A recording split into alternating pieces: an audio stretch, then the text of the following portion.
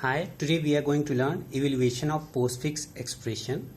If there is a postfix expression R, how you will evaluate it.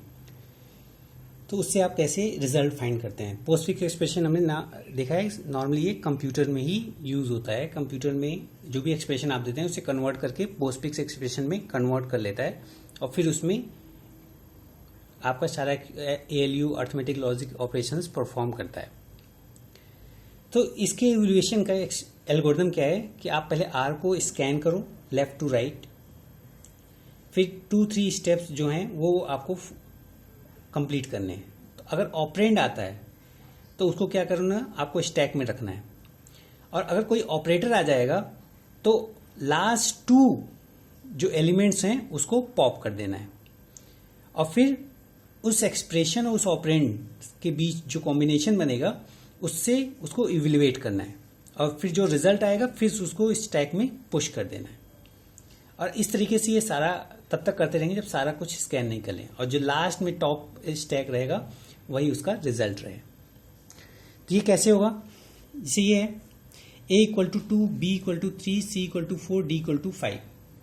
ठीक है, तो A को हमने स्कैन किया, A को पुश कर दिया, फिर B नेक्स्ट स्कैनिंग में क्या है B, तो B को भी पुश किया. ठीक है, अब फिर क्या आ गया ऑपरेटर प्लस. जब प्लस स्कैन हुआ तो हमने क्या करना है, पॉप करना है लास्ट 2 एलिमेंट्स. तो इन दोनों को पॉप कर देना है प्लस के साथ. तो एक्सप्रेशन क्या बन जाएगा A+B. तो A+B इक्वल टू क्या है, A की वैल्यू क्या है 2, B की वैल्यू क्या है 3, दैट इज 5. अब इस 5 को पुश कर देना है स्टैक में. ठीक है, अब जब इसको पॉप कर दिया तो ये पूरा खाली हो गया था, अब इसमें 5 पुश कर दिया.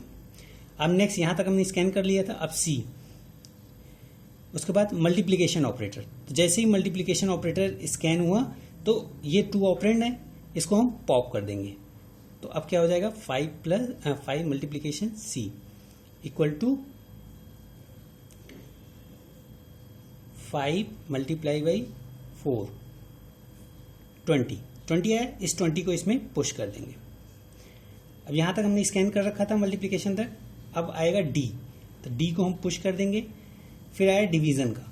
तो डिवीजन का ऑपरेटर जब हमने स्कैन किया तो क्या है, ये ऑपरेटर है, लास्ट 2 ऑपरेंड जो है पॉप हो जाएंगे.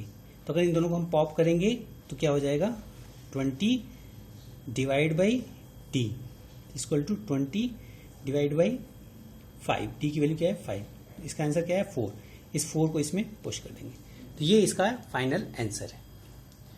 तो इस मेथड से आप जो है कोई भी पोस्टफिक्स एक्सप्रेशन है उसको इवैल्यूएट कर सकते हैं, एज वेल एज आप पोस्टफिक्स से इनफिक्स कन्वर्जन भी इस मेथड से परफॉर्म कर सकते हैं. कैसे, इसको आप एक ऑपरेंड मान लो, A+B अपने आप में एक ऑपरेंड है. तो नेक्स्ट टाइम जब आप पुश करो तो उसको A+B की तरह पुश करो. ठीक है, फिर आपका जो है आएगा C. तो C आएगा, C आप यहां करोगे और उसके बाद मल्टीप्लिकेशन आएगा. तो मल्टीप्लिकेशन इन दोनों में अलग से करना है. तो क्या होगा A+B मल्टीप्लाई बाई C. अब ये उसकी तरह बन गया, ऑपरेंड की तरह. अब क्या एनकाउंटर करो, मल्टीप्लिकेशन जो है यहां ऐड हो गया. अब नेक्स्ट D आपका क्या है, ऑपरेंड है. और फिर एनकाउंटर होता है डिवीजन. तो डिवीजन का ऑपरेटर जो है इसके साथ आप ऐड कर दो, पॉप कर दोगे. तो ये एक इनफिक्स एक्सप्रेशन है. तो सेम मेथड से आप पोस्टफिक्स से इनफिक्स भी कन्वर्ट कर सकते हैं. Thank you.